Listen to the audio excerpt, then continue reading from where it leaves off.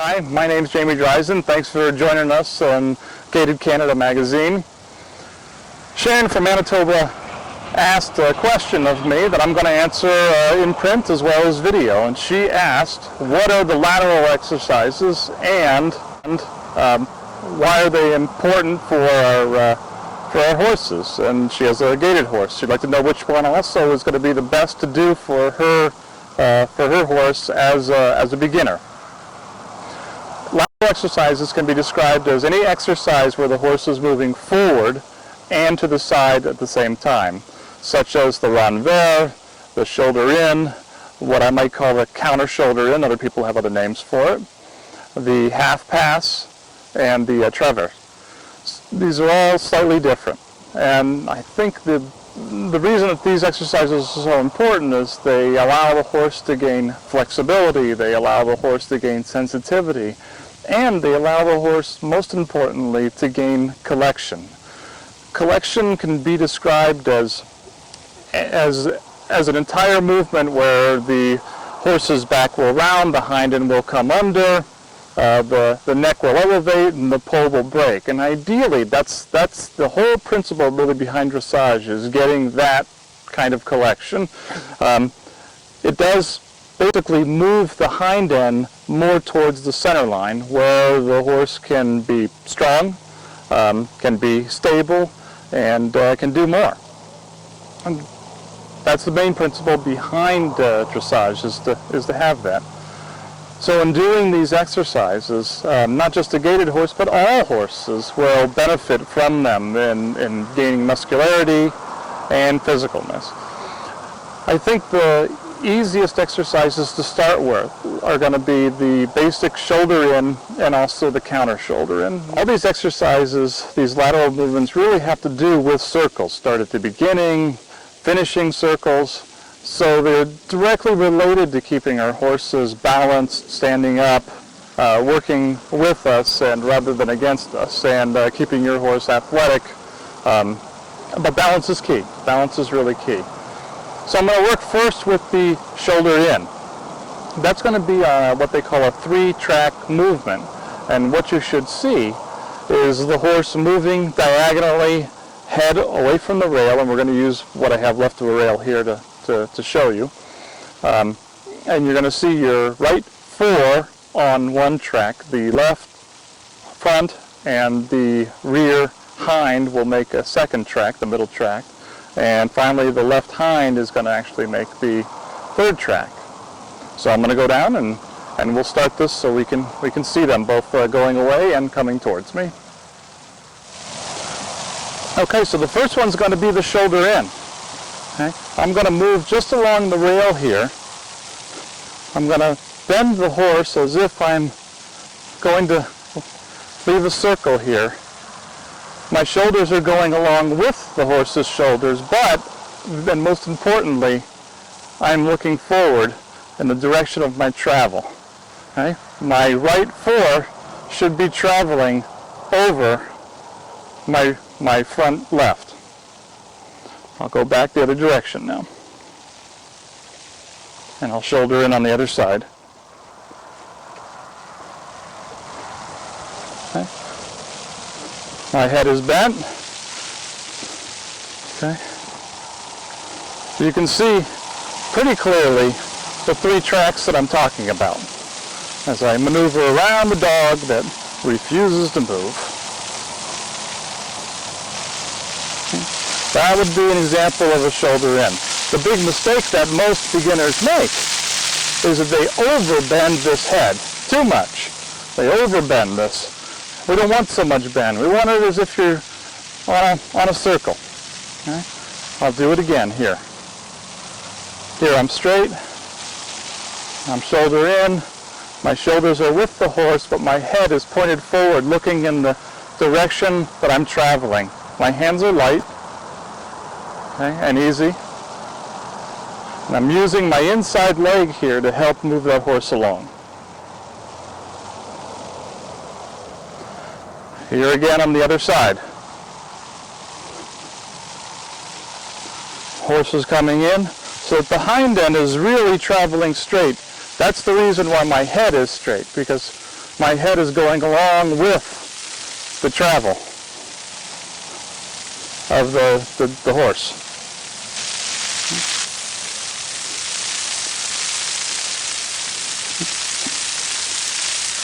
That's an example of a shoulder in. I'll do once more, coming towards you. And really try and visualize these 3 tracks.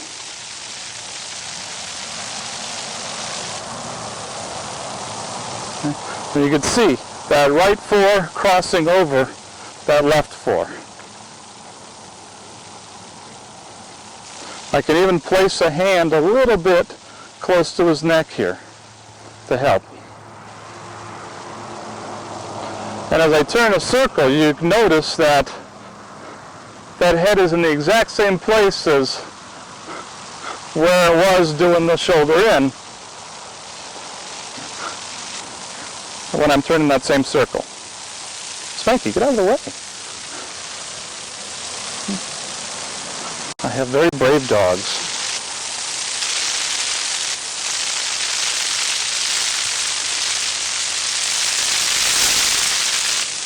Okay. So these are excellent exercises for balance, for lightness, okay, for sensitivity, and of course for collection. This happens to be a Pasofino stallion named Congressista.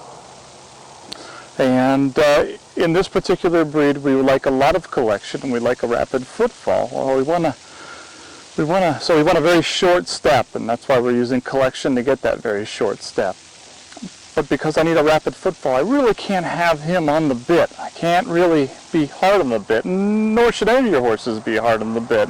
You really shouldn't accept that, and you should work to work away from that.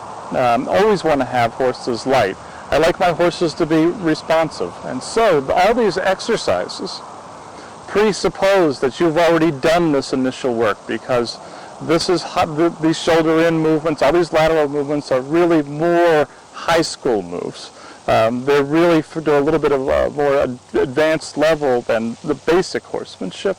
So you want to make sure that your horse is already light, that your horse flexes easily and lightly, okay?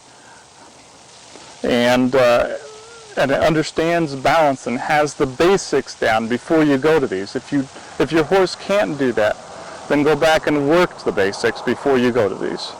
So that's shoulder in. Okay, so now I'm going to work with the shoulder out, or the counter shoulder in is what many people call it. And I like the counter shoulder in better. I like that description better, to tell you the truth. I think it's a bit more descriptive. This is a easier exercise than the shoulder in is going to be, mainly because you can use this rail to help support that movement as I bend this head into the rail and somewhat his body. Up, up, up. Okay. While trying to keep those tracks on 3 tracks there. And I'm using my leg here a little bit, my inside leg here a little bit, and a little bit there.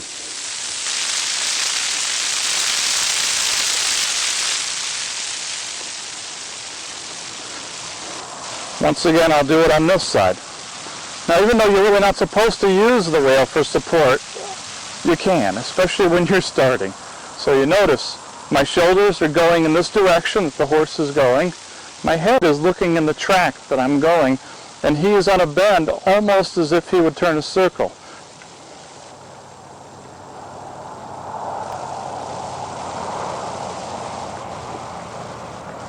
In fact, if I'm away from the rail a little bit, and I were to stop using my inside leg and my head to point this same direction, the travel that I'm going, and release that, he would continue on the circle, okay, over the rail.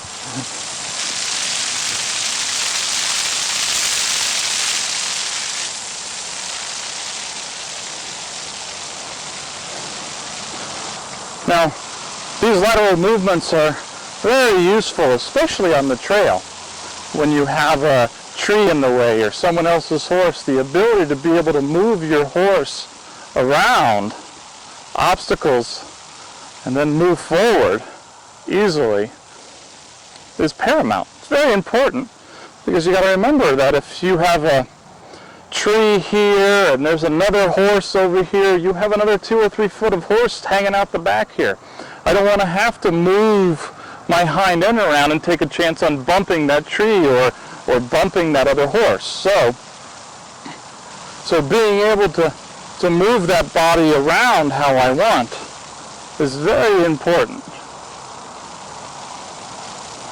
And makes riding more fun. It makes it more complete.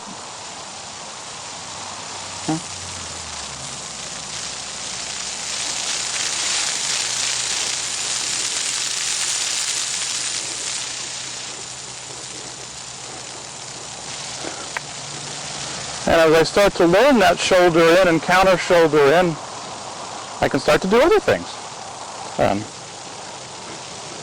I can move a shoulder in and then press it in more, turn it into a little bit more. Work these the other way. Okay? But the important thing is that head. That head's like a rudder for you. You really got to look where you're going. It makes a big, big difference. And I think people forget that because they get too focused on the horse's head itself and always look in that direction.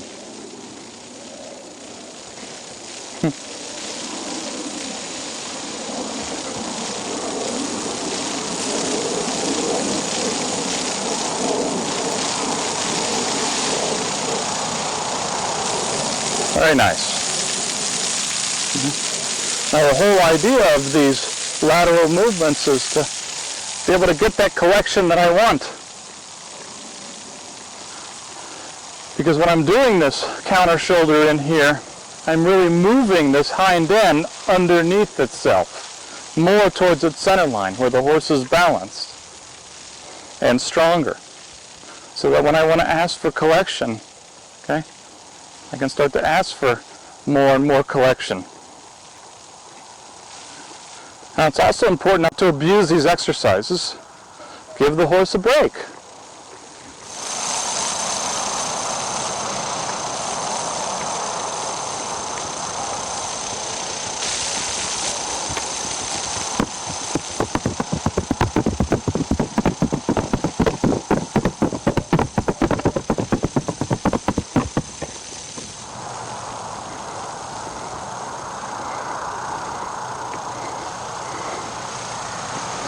I'd like to thank everybody for tuning in, and I hope this answered your question. If anybody has any questions, feel free to email me at haciendadelsol@mac.com, and I can answer any other question you might have. So for Gated Canada, this is Jamie Dreisen. Thank you so much.